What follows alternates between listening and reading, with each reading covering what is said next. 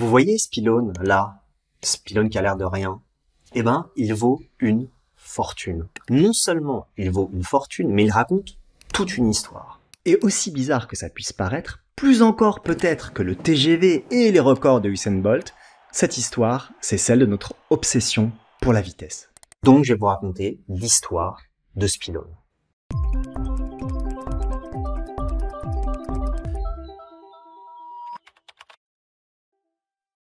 L'histoire de ce pylône commence à Bruges en 2012. Ce jour-là, l'État belge met en vente ce pylône, comme il en existe des millions d'autres. Sauf que celui-ci a une particularité, il mesure 240 mètres de haut, c'est très haut, c'est le plus haut pylône de Belgique. L'armée américaine l'a construit en 1967, tout près de la frontière française.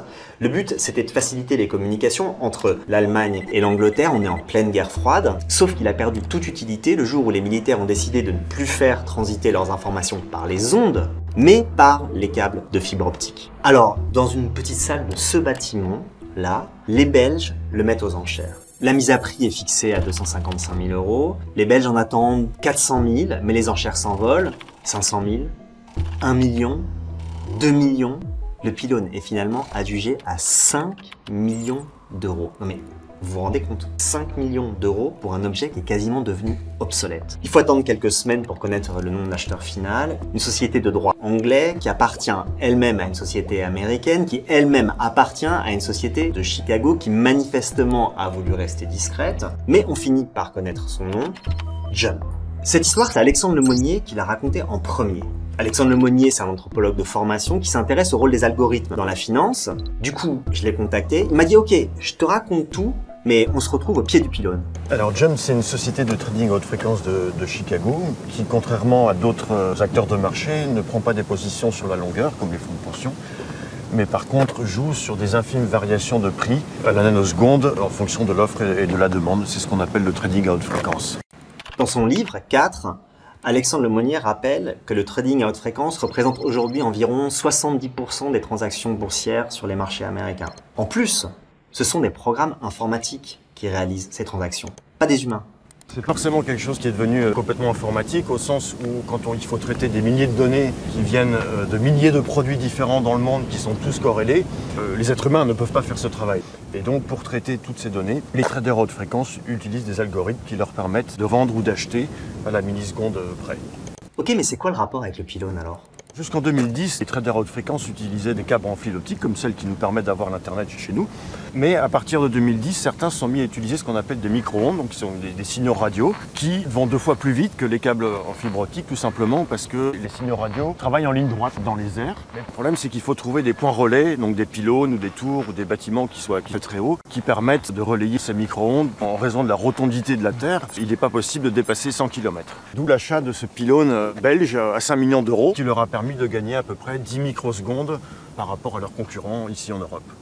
Que la vitesse soit un facteur déterminant sur les marchés financiers, c'est une évidence. Être le premier à avoir une information permet de passer un ordre avant ses concurrents et donc de gagner un peu plus sur la variation des cotations. Ok. D'ailleurs, c'est pas si nouveau que ça. Dans son livre, Alexandre raconte des anecdotes assez étonnantes. Par exemple, dans le Japon du XVIe siècle, pour transmettre les informations un peu plus vite entre Tokyo et Osaka, on saoulait les coursiers pour qu'ils oublient leur douleur. Mais aujourd'hui, il ne s'agit plus de gagner quelques heures, voire quelques minutes sur ses concurrents. C'est une affaire de millisecondes. Et alors ça, c'est une autre histoire. Jusqu'à récemment, on a cru que la panacée, c'était la fibre optique et l'optimisation des trajectoires.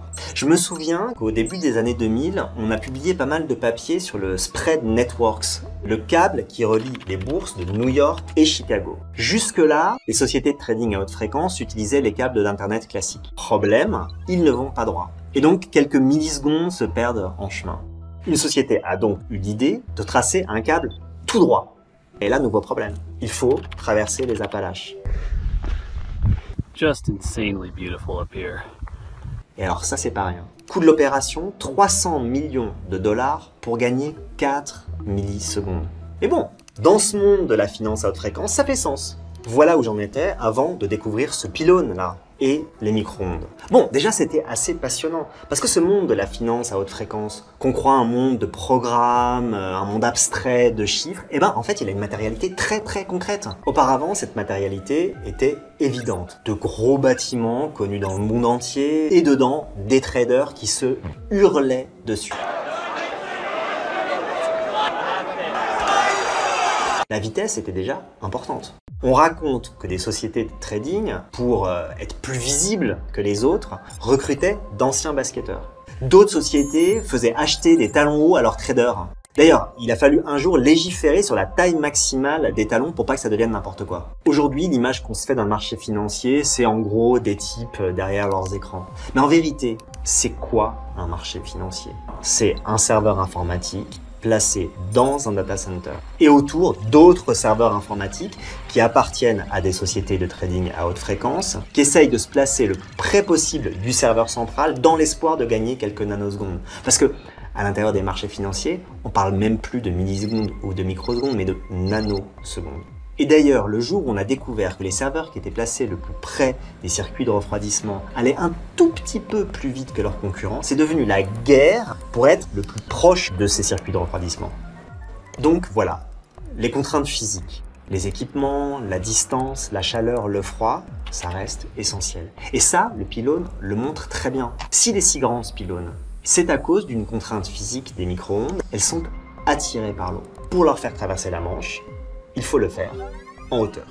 La question que je me pose, c'est est-ce qu'on est à la fin de cette histoire d'accélération des marchés financiers? Est-ce qu'avec les micro-ondes, on a trouvé le moyen le plus rapide? Le nouveau projet des traders haute fréquence, et on y est, c'est d'utiliser des signaux radio qui sont encore plus rapides que les micro-ondes, et on appelle ça les ondes courtes, qui sont encore plus anciennes que les micro-ondes et qui ont été inventées par Marconi au début du XXe siècle. Alors les ondes courtes, l'avantage c'est qu'elles partent vers la ionosphère, elles rebondissent sur la ionosphère pour redescendre à quelques milliers de kilomètres de là.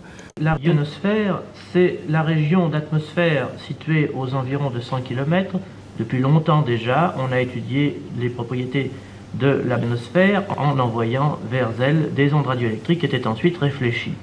Donc maintenant, autour du marché principal de Chicago, qui se trouve dans une banlieue industrielle qui s'appelle Aurora, on a des nouveaux types d'antennes qui permettent de passer les informations financières, les données de marché, depuis Chicago directement à Francfort. Et ce, en 40 millisecondes, ce qui est assez remarquable, et plus rapide que les micro-ondes et plus rapide que les câbles en fibre optique. Par contre, le défaut, c'est qu'on peut transporter très peu d'informations avec ces ondes courtes, donc c'est plutôt quelques mots versus des gigabits de données. Le paradoxe, le futur passe par une technologie très pauvre en bande passante et centenaire.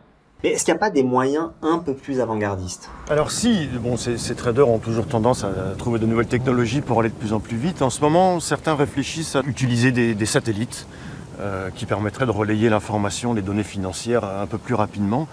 On est un peu dans le même genre de projet que fait Elon Musk en ce moment avec les constellations satellitaires qui sont en train d'envahir le ciel.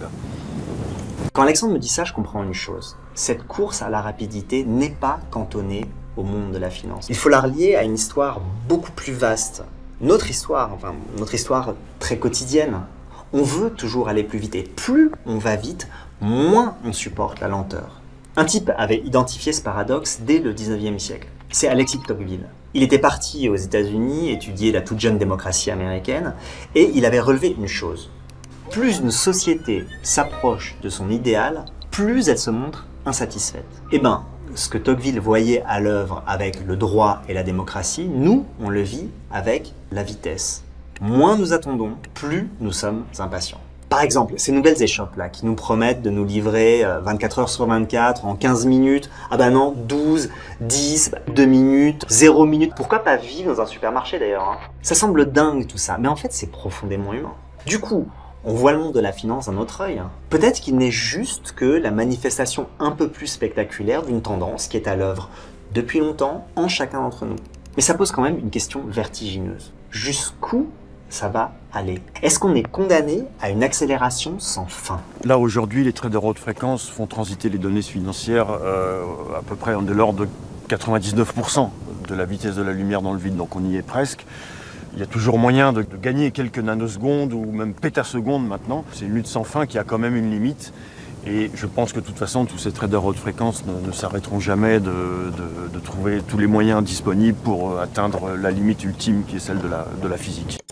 J'ai l'impression qu'il reste alors une grande interrogation, et l'humain dans tout ça.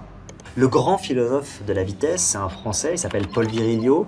Depuis les années 70 et jusqu'à la fin de sa vie, il a passé son temps à s'interroger sur les implications sociales et politiques de la vitesse. Aujourd'hui, avec l'instantanéité, l'ubiquité et l'immédiateté, nous atteignons la limite de notre propre pouvoir, avec la menace de déléguer ce pouvoir à des répondeurs automatiques, à des logiciels, à des machines performantes dans l'ordre de cette accélération qui échappe totalement à l'homme. Il y a là une délégation du pouvoir, je rappelle, si le temps c'est de l'argent, la vitesse c'est le pouvoir, délégation du pouvoir à la machine.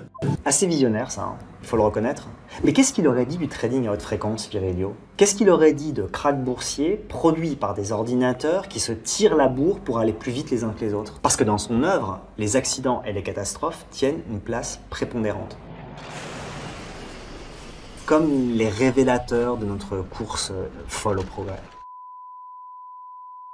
Or, la catastrophe, on l'a déjà frôlée dans le monde du trading à haute fréquence. C'était en août 2012. L'un des principaux courtiers de la bourse de New York, c'est une société qui s'appelle Knight Capital. Elle gère 17% du Nasdaq, ce qui est absolument énorme. Le 1er août 2012, cette société qui fait du trading à haute fréquence commence à acheter par erreur les actions de 150 sociétés. Du coup, les concurrents alertés achètent les actions des mêmes sociétés, dont les cours s'envolent et sont multipliés par 5 en l'espace de quelques minutes de manière totalement artificielle. Il a fallu mettre fin aux transactions. Knight Capital a perdu 440 millions de dollars en l'espace de ces quelques secondes. Et d'ailleurs, quelques mois plus tard, elle a été achetée par un de ses concurrents. On s'est aperçu que tout ça était dû à l'erreur d'un informaticien qui avait oublié de recopier un morceau de protocole. Une toute petite erreur de code informatique et les humains étaient mis en péril par les machines. En même temps, cette erreur venait d'un humain et il a suffi qu'un humain appuie sur un bouton pour que tout s'arrête. Alors, si on devait trouver une morale à cette histoire, ce serait laquelle? Eh ben, je regarde ce vieux pylône là et je me dis qu'il est peut-être un symbole. Le symbole à la fois de notre quête effrénée d'un absolu, ici la vitesse, et le symbole de ce qui nous empêche de l'atteindre. Une erreur de programmation, les lois de la physique. Bon, en fait, on est encore un peu matière, et c'est assez heureux. Il a fallu que ce pylône soit vendu 5 millions d'euros pour que je m'en aperçoive.